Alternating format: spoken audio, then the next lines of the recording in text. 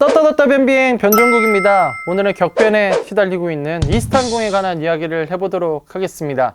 이스타항공이 어떤 상황에 처해 있고, 그리고 재매각 과정은 어떻게 진행되고 있으며, 이스타항공이 갖고 있는 리스크와 장점 등에 관해서 이야기 나눠보도록 하겠습니다. 떴다 변비행 이륙합니다.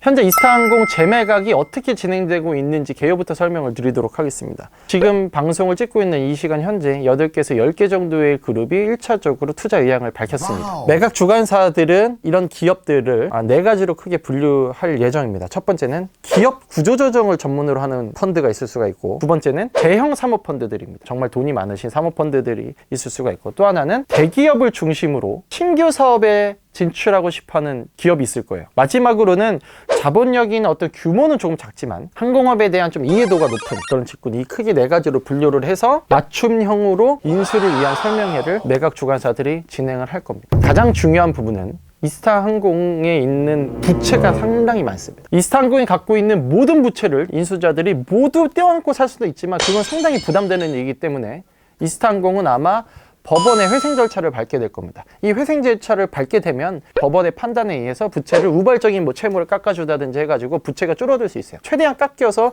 이스타항공에 대한 부담을 최대한 줄여야 인수자들이 아무래도 좋아할 거니까. 그리고 이제 매각 주관사는 당연히 부채를 깎아서 좋은 딜을 성사시켜야 되지만, 이 성사시키는 것의 어떤 또 다른 조건으로서 처음에 말씀드렸던 그 희망퇴직자 그리고 정리해고자들의 재고용을 최대한 보장하게끔 하는 것을 공식적으로 제안을 할 예정입니다. 자, 현재는 사모펀드들이 관심이 많다고 하는데, 이 사모펀드들의 약점이 뭐냐면 자금력은 튼튼할 수가 있지만 회사를 경영해볼 노하우가 없을 수가 있어요. 그래서 사모펀드들도 부담이고 이스타항공도 부담입니다. 그런 거는. 근데 반면에 돈은 좀 없는데 경영을 정말 잘하는 기업이 있을 수가 있어요. 그러면 매각 주관사가 이 둘을 매칭해서, 쉽게 말해서 자본과 경영의 어떤 노하우를 갖고 있는 두 그룹을 매칭을 시켜서 이스타항공 인수전에 참여시키는 방안도 고민을 하고 있습니다. 제가 볼 때도 그게 가장 유력해 보이긴 해요. 지금 인수전에 공식적으로 참여하신 분들 말고 매각 주관사와 이스타항공에 간접적으로 또 이렇게 의사를 타진하고 있는 기업들도 있습니다. 제가 확인한 바로는 국내 재계서열 50위 안에 있는 기업 2곳 정도도 그분들이 뭐 하겠다 안 하겠다는 제가 모르겠지만 관심을 보이고 있어요. 특히 몇 천억의 부채를 갖고 있는 이스타항공을 코로나가 언제 종식될지도 모르는 이 상황에서 투자를 결정하는 건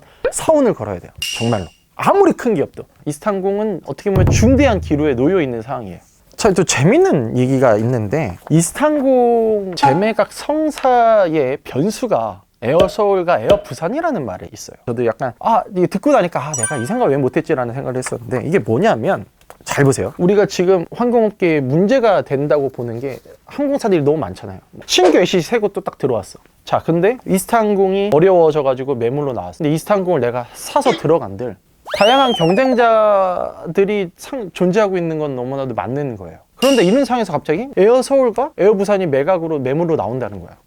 뭐지? 이런 거지. 왜냐면 항공업에 진출을 하고 싶은 거지 이스타항공만 사고 싶은 건 아닐 수가 있잖아요. 근데 딱 들어가려고 보니까 잠깐만 기다려봐, 매물이 여러 개가 나와. 근데 지금 상황이 안 좋아서 매각 가격이 낮을 수도 있어. 만약에 우리가 조금 더 돈을 땡겨서 이 3개를 한 번에 사면 내가 점유율이 한 번에 확 늘어나는 거예요. 지금 이스타가 갖고 있던 점유율, 에어부산, 에어서울이 갖고 있던 점유율, 그리고 이들이 갖고 있던 공항 슬롯, 운수권, 이게 한 번에 받아지면 고민을 하는 거야. 지금 투자자들 중에서도 실제로 그렇게 하고 있다고 하는데, 그러니까 이게 어떻게 보면 변수가 또 하나 생겨버린 거야.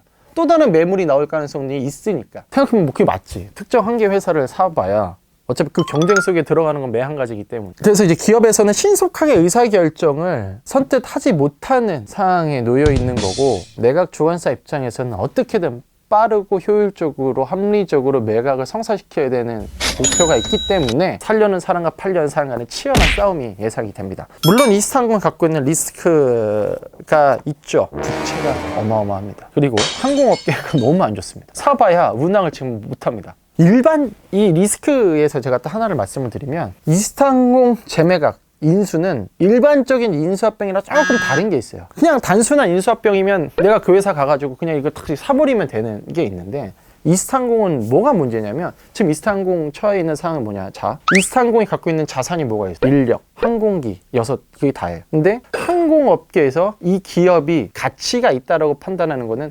운수권과 뭐 슬롯 이런 거예요. 그다음에 노하우, 고급 인력들인데 인수를 하려는 건 무형자산에 가까운데 인수를 하고 나면 부채는 어마어마하게 늘어나는 거예요. 공통적으로 그래서 요구하는 게 이 채무 부담을 최대한 줄여달라는 게 하나가 있을 수가 있고, 또 하나는 뭐냐면 코로나가 해소가 안 되면 계속해서 지불해야 되는 금액이 뭐가 있냐면 대표적인 게 리스비랑 인건비예요. 항공기를 보통 다들 빌려오거든요. 인건비도 계속 나가죠. 사람들이 생기기. 리스료랑 인건비를 줄여달라는 공통적인 요구를 다 하고 있었기 때문에 이스타항공이 선제적으로 구조조정을 할 수밖에 없었던 겁니다. 정말 슬픈 얘기인데 이스타항공 입장에서는 눈물을 머금고 15대 중에 9대를 이제 반납을 해버려야 돼. 그래야 지금 리스료 이제 9대 부분이 날아가는. 또 하나, 인건비. 직원을 그래서 600몇 명을 선제적으로 자를 수밖에 없는 거예요. 슬프지만 냉정할 수밖에 없는 겁니다. 기업이, 안 그러면 안 상하는데? 아무도? 누가 이 코로나 언제 끝날지도 모르는데 계속 거기 막 리스료랑 인건비가 그 툭툭 나가는 거 어떻게 보고 있어요? 최대한 줄일 수 있을 만큼 줄여라 해서 딱 선제적으로 이스타항공이 그렇게 결정을 할 수밖에 없었던 겁니다.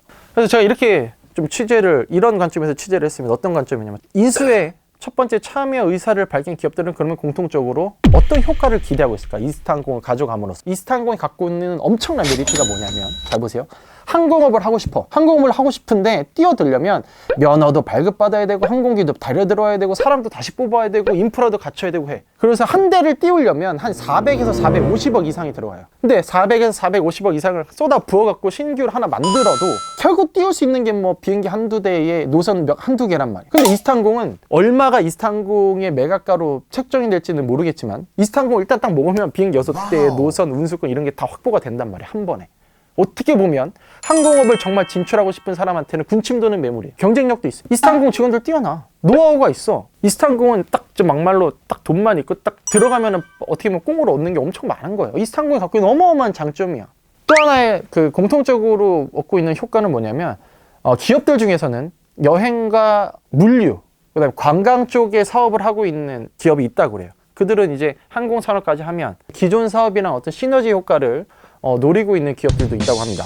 아무튼 뭐 이스타항공이 굉장히 어려운 상황인 것은 맞고, 하지만 낙담할 상황도 아닙니다. 인수를 하고 싶어하는 사람들이 있습니다. 그리고 인수를 하기 위해서는 각종 리스크를 줄여야 되는 것도 있고 그 줄이려는 노력을 하고 있는 거고, 이러려는 사이에 쓸데없는 논란과 이런 걸로 그런 매각이 흐트러지거나 또 변수로 작용하거나 해가지고 직원들이 2번, 3번 다시 오는 일이 없었으면 한다는 게 제 바람입니다. 그리고 저 감히 변비행이 그 나라님들에게 좀 당부를 좀 드리고 싶은 게 있어요.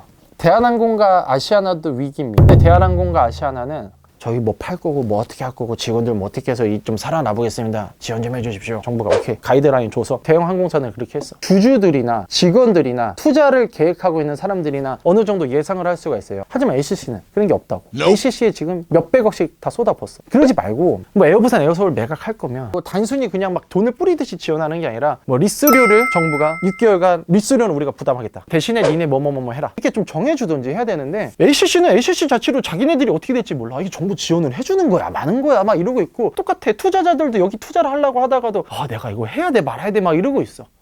자, 결론을 말씀드리면 지금은 이스타항공이 안 좋은 상황에 처해지지 않길 바랄 뿐입니다. 하루빨리 이스타항공이 재운항하고 다시 직원들이 웃을 수 있는 그날을 고대하면서 저 변비행은 이스타항공을 응원합니다.